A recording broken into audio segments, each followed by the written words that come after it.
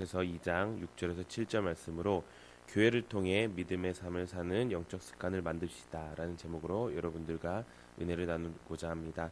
믿음의 삶을 사는 영적 습관 만들기 시리즈 54번째 시간입니다. 오늘은 믿음의 삶을 사는 영적 습관 만들기 시리즈의 마지막 시간입니다. 1월 7일 날 믿음으로 사는 영적 습관 만들기 시리즈를 시작했고요. 7개월 동안 우리가 가져야 할 영적 습관에 대해 은혜를 나누었습니다. 이 시간이 저와 여러분들에게 믿음의 진보가 있는 시간이 되었기를 소망합니다. 저도 이 말씀을 위해 기도하고 준비하면서 많은 깨달음과 은혜를 받게 되었습니다. 그리고 가장 큰 한 가지의 깨달음이 있었습니다.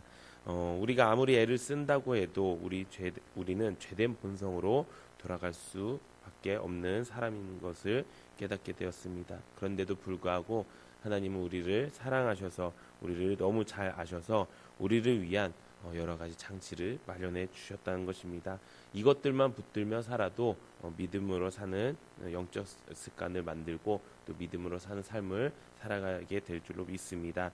그것이 바로 성령과 성경과 교회라는 것입니다.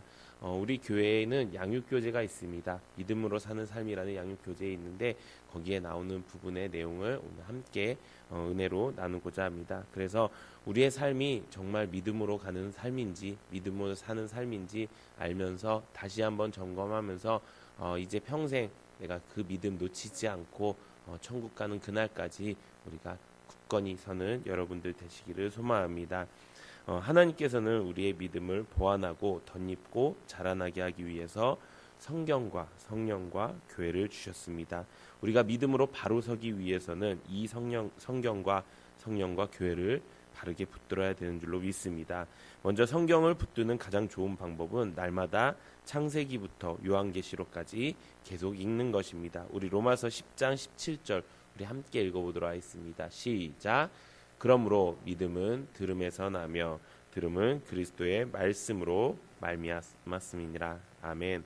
어제도 말씀드렸지만 저도 한 10년 가까이 매일 성경 통독 큐티를 하니까 하나님에 대한 믿음이 자라나는 것을 경험하게 되었습니다.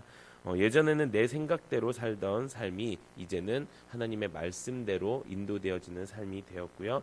또 하나님의 말씀으로 하루를 시작하는 삶이 아니게 되는 날은 정말 그 삶은 세상 사람들과 마찬가지로 사는 엉망진창인 삶이 되었었습니다. 그리고 이제 매일 아침 큐티를 하지 않으면은 하루를 시작하는 것이 왠지 꺼림직하고 또 불가능한 것처럼 느껴지기도 했습니다. 그렇기 때문에 매일 큐티가 우리 삶 속에 제대로 된 습관만 되어도 우리의 삶이 믿음으로 사는 삶의 시작이 될 수 있다는 것입니다. 근데 그 큐티를 하는 것만으로도 끝나는 것이 아니라 그 큐티를 셀밴드에 올리고 또 다른 사람들의 큐티를 보고 또 나의 큐티를 한 번 더 점검하면서 내가 말씀으로 잘 가고 있는지를 수시로 점검하는 것이 우리에게 필요합니다. 그렇게 살기만 한다면 우리는 말씀이 인도되어지는 삶을 살고요. 또 믿음으로 사는 삶을 살게 될 줄로 믿습니다. 두 번째는 바로 성령님을 붙들어야 된다는 것입니다. 기본적으로 우리의 신앙생활은 우리의 힘으로는 할 수가 없습니다. 성령 하나님의 도우심 없이는 가능하지 않다는 것입니다. 그렇기 때문에 언제나 성령님이 나와 함께 하실 수 있도록 항상 붙들어야 된다는 것입니다. 성령을 붙들고 산다는 것은 무엇일까요? 그것은 내 힘, 내 방법, 내 지식대로 살기를 포기하는 것입니다. 내가 포기해야 성령님이 나를 붙드실 수 있다는 것입니다. 내가 성령님을 붙드는 가장 좋은 방법은 매일 하나님께 성령을 구하며 기도하는 것입니다. 성경에 하루 1시간만 기도해도 시험에 빠지지 않는다는 것이 기록되어 있습니다. 우리의 시간을 내어서 우리의 시간을 반드시 들여서 하루에 1시간씩 기도하는 것. 그럴 때 하나님께서 우리에게 시험에 빠지지 않게도 하시고 성령님을 우리에게 부어주실 줄로 믿습니다. 이렇게 성령님과 함께하는 성령님의 힘으로 살아갈 때 우리는 믿음으로 사는 삶을 살 수 있습니다. 마지막 세 번째는 바로 교회입니다. 이렇게 큐티로 또 성령님의 도우심으로 내가 살아가지만 나의 연약함으로 인해 우리는 언제나 넘어지고 실패할 수 있다는 것입니다. 그래서 그런 실패를 하지 않을 수 있도록 훈련받고 우리가 가는 길이 바른 길로 가는지 점검받을 수 있는 장치가 바로 교회라는 것입니다. 우리가 교회 안에서 하나님의 부르신 자들이 모인 공동체 안에 속하게 될 때 그때부터 하나님의 훈련과 하나님의 치료가 시작된다는 것입니다. 교회 공동체로 있을 때 셀로 모이고 또 봉사로 섬기고 교회 안에 더 깊이 뿌리를 내려야 합니다. 교회 안에서 소그룹으로 모여 교제하다 보면 서로의 강점을 통해 약한 부분이 보충되기 때문입니다. 우리 데살로니가전서 3장 10절 우리 함께 읽어보도록 하겠습니다. 시작. 주야로 심히 간구함은 너희 얼굴을 보고 너희 믿음이 부족한 것을 보충하게 하려 함이니라. 아멘. 이렇게 교회 안에 함께 있을 때 우리의 믿음이 서로의 강점을 통해서 보충이 된다고 말씀하고 있습니다. 그런데 이런 모든 것들이 유익이 되지 않는다고 말하는 사람들이 있습니다. 그런 사람들에게 성령과 성경과 교회가 유익이 되지 않는 이유는 그들이 믿음을 사용하지 않기 때문이라는 것입니다. 우리 히브리서 4장 2절 함께 읽어보도록 하겠습니다. 시작. 그들과 같이 우리도 복음 전함을 받은 자이나 들은 바 그 말씀이 그들에게 유익하지 못한 것은 듣는 자가 믿음과 결부시키지 아니함이라. 성경을 보고 또 성령을 의지하고 교회 생활을 해야 하는 이유는 우리의 구멍난 믿음을 기우고 믿음을 자라나게 하기 위해서라는 것입니다. 그렇기 때문에 신앙생활은 절대로 혼자서 할 수 없는 것입니다. 우리는 교회 안에서 성경을 나누며 성령님과 함께 믿음을 키워야 되는 줄로 믿습니다. 우리 에베소서 2장 22절 함께 읽어보도록 하겠습니다. 시작. 너희도 성령 안에서 하나님이 거하실 처소가 되기 위하여 그리스도 예수 안에서 함께 지어져 가느니라.